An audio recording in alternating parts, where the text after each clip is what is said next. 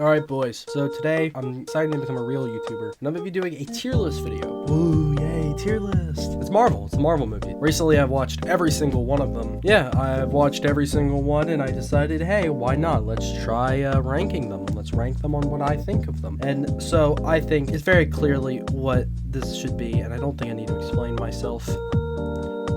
This is the official tier list. No one else could say any different. Alright, now that the Twitter users are gone, let's do the real tier list. So, we're going to be starting off with the very first one, which is Captain America, the First Avenger. You know what? I think Captain America, First Avenger is a nice, solid B. You know, I feel like it's a nice introduction into the MCU. I feel like it's probably the best introduction we could have got of Captain America. But I feel like its story is a little basic. It's a little more safe. It plays it very safe. And that's not a bad thing. It's a very good story.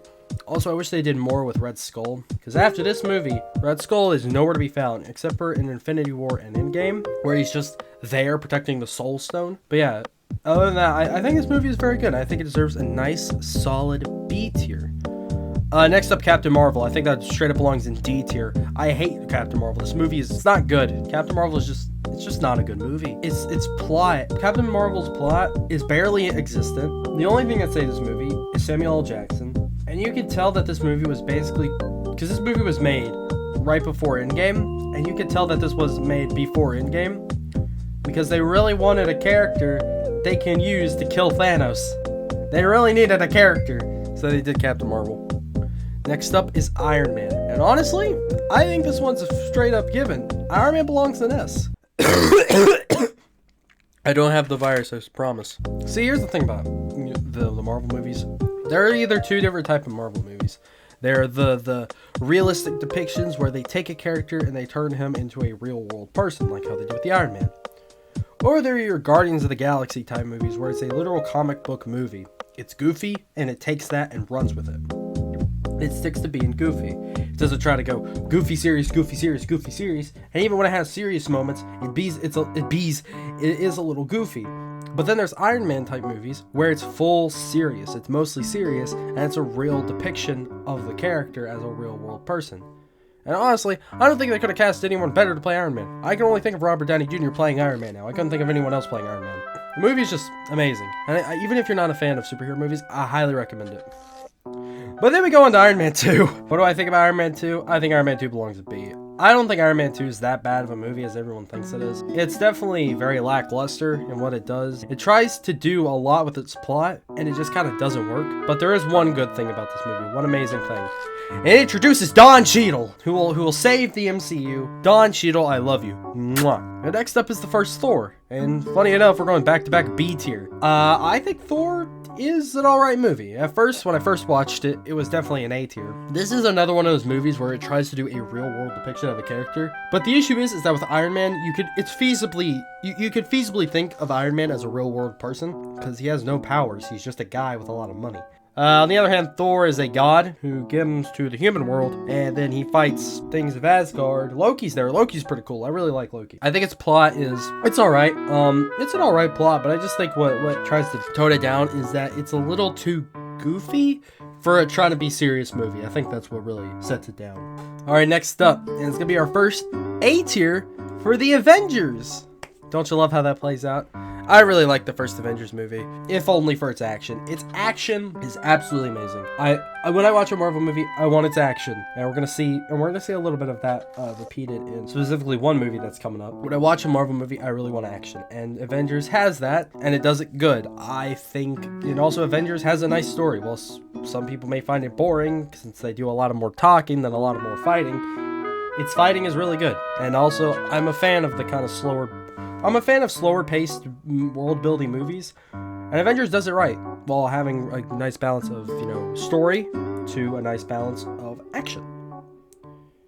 But then we move on to Thor the Dark World. Thor the Dark World is going to be another first. It's going to be our first C tier. And all I can really say about Thor the Dark World is that it's the perfect C tier movie. You have no clue what's going on this whole movie, but yet you still enjoy it. And that's all I can really say about Thor the Dark World. And also, I believe this movie was the first canonical appearance of an Infinity Stone. So that was pretty cool. I mean, technically, Captain America, the first Avenger, was the first canonical appearance of a Infinity Stone because the Tesseract was in it. But at that time, if you didn't read the comics at all, then you wouldn't know that the Tesseract was an Infinity Stone. So if you were just only watching the movies, you wouldn't have known that the Tesseract was an Infinity Stone. So...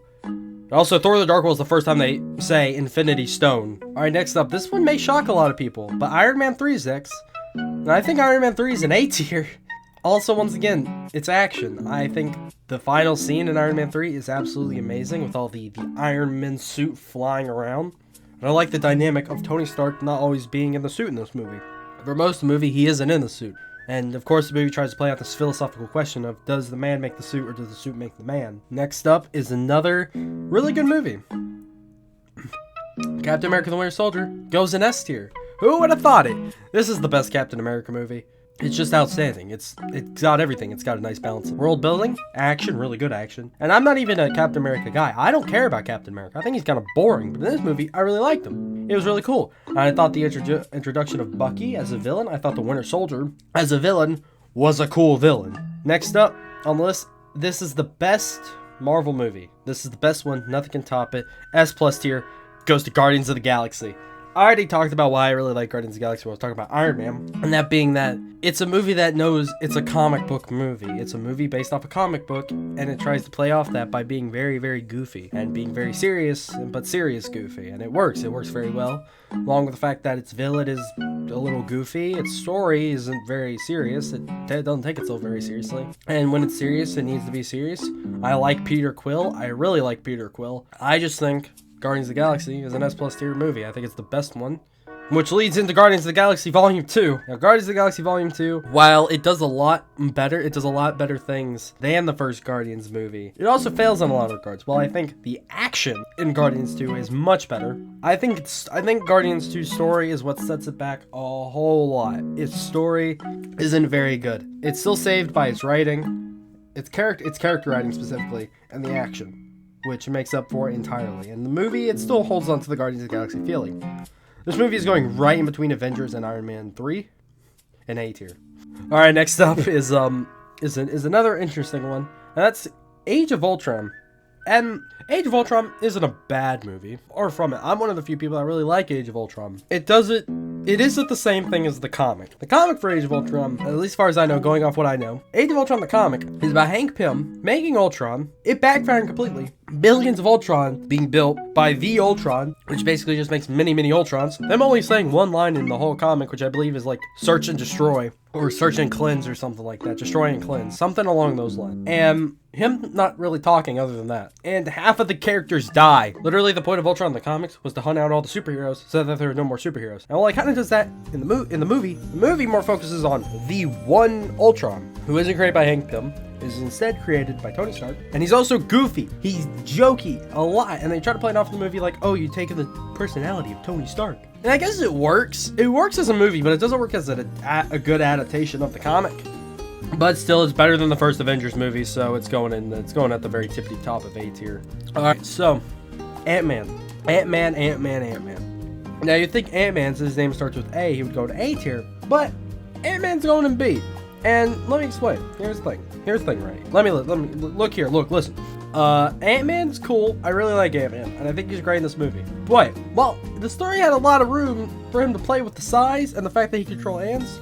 But they don't do much with his main ability, which is the fact that he can control his size. So the whole movie, he stays tiny. And they don't really expand on the ideas of his size much until Civil War, which is the next movie in the timeline. Even then, they don't mess around with it that much until Ant-Man and the Wasp. But I still feel like it's a good introduction to the character, but it could have been done a lot better. Alright, next up, the big one, Civil War. Civil War is going to S. Now, let me explain. Once again, Civil War is nothing at all like the comic. Nada. I mean, then again, the comic did start up with a school blowing up full of children, so I guess we couldn't do that. But it's barely anything like the comic. And it tries to take that and does its own thing with it. And it works. It genuinely works. And I really did like it. It also introduced Spider-Man, which, when I saw Spider-Man on screen, I immediately knew this movie was S tier. Alright, now here's one that's gonna ruffle some feathers. Black Panther. Now, Black Panther is supposed to be this empowering movie. It's supposed to be the greatest thing Marvel's ever created, because it's most black people fucking kicking ass. And they do a lot of kicking ass in this ass movie. I'm just gonna straight up say I didn't like this movie. And don't try to say, oh, you didn't like it because it's full of black people, you fucking racist scum. No, that's not at all. It's because, and this is gonna be very contradictory to what I said with Avengers, which is that I said it's a slower and paced movie with a lot of world building, but equally as good action. Black Panther is 90% world building and talking. 10% is mediocre action. It's very mediocre action, and the train scene at the end, like the scene where they're fighting in the mine of vibranium, it's mediocre at best, man. It's not the best. And this movie is also filled with pop culture references to the wazoo. Like, literally, about 20 minutes into the movie, there's the character saying, "What are those?" And this movie came out in, like, 2017. So, I saw that, and I didn't have much high hopes for this movie, but yeah. Alright, now, here's one that, I don't know if this is a controversial opinion or not, but Doctor Strange is going at the very end of S tier. Doctor Strange is a fantastic movie, and I highly recommend it to anyone. Doctor Strange is just a fantastic movie. I think Doctor Strange as a character is amazing. I think the lead up from him going from Doctor Strange into fucking time warping Doctor Strange is a very interesting character. I really like the character development. I love while there is few action in this movie, it really shows off its visuals, and this movie, hands down, has the best visuals out of any Marvel movie. Hands down. Its visuals are outstanding. It's weird. It's really weird. It's a little goofy, but it's a little more serious. And I'm really excited for Doctor Strange and Multiverse Madness when that comes out. But yeah, Doctor Strange, easy S tier. Next up, I don't know if this is also a controversial opinion or not, but Thor Ragnarok is the second best in S tier. This is a goofy movie, man. From Thor having to fight Hulk alone made this movie goofy. And it does what Guardians did. And that was basically, it knows it's a goofy movie. It knows Thor is now a goofy character. And it plays off that, and plays off of it so well.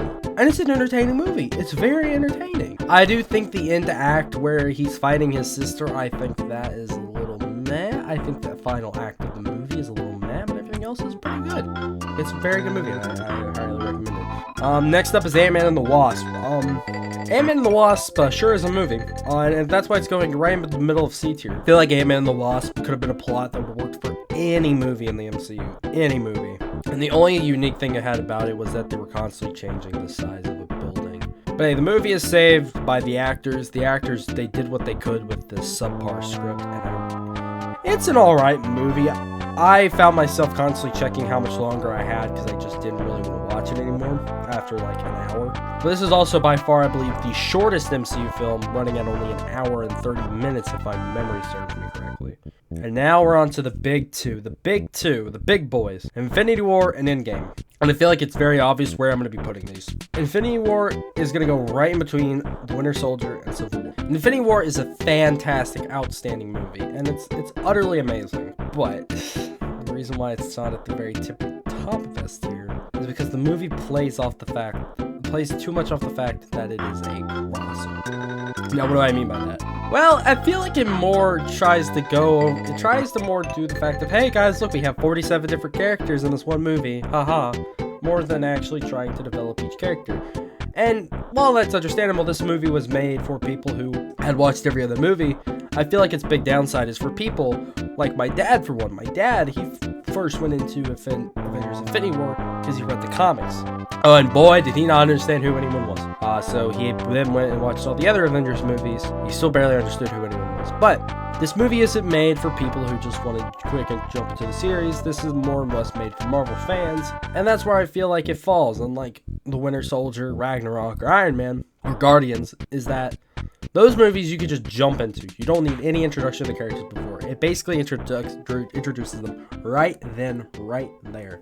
And even the connection it has to the previous movies, it either explains or it's just so easy to understand. So though Infinity War is an outstanding movie, and it even got me a little emotional when SpiderMan vanished away. I don't feel so good, Mr. Stark. Please, I don't want to go. I don't want to go.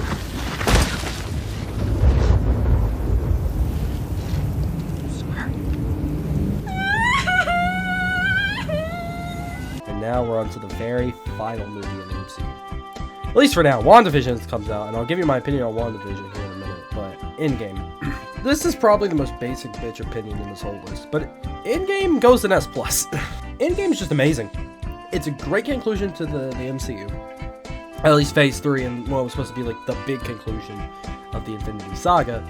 It's just a fantastic movie. It's got great writing, great story, great, you know, you would think this movie's a clusterfuck, with them having to go back in time to beat their old previous selves. And this movie even sets up things for Phase 4 as well. And also, the final action scene is outstanding. It's probably one of the best action scenes I've seen in a movie in a long, long time. With the very final battle, Captain America holding Thor's hammer, and him saying, Avengers! Assemble. I had goosebumps. I had genuine goosebumps as that happened. And that is genuinely one of the best scenes I've seen in the movie. But yeah, that's the official Jayme's Marvel tier list. If you disagree, you are wrong. Now about WandaVision, if I were to put WandaVision on the list, I would put it at about an A right now. It's very, very good, and I highly recommend it. But as it currently stands, it's there's not a whole lot of story elements going on. I mean, there are story elements, but it's very, very weird. It's not MCU-y, if that makes any sense. It's not like your traditional MCU thing. It's very different. But that's not a bad thing. It's a very good show so far. And as I'm recording this, episode 3 comes out tomorrow. So that's going to be fun. Alright, as I am editing this, episode 4 of WandaVision came out like 2 days ago. And yeah, WandaVision, as of right now, it's getting definitely an A tier, maybe even an S tier. It's definitely really interesting, and I recommend it if you have a Disney Plus. Yeah, this video took so long to edit that in between me editing this and when I recorded it, it's been a full week. I didn't mean for this to happen. I'm sorry. But yeah, that's the Jayme's official MCU tier list. I hope you guys can agree with this. And yeah, that's basically it. It's official, I promise.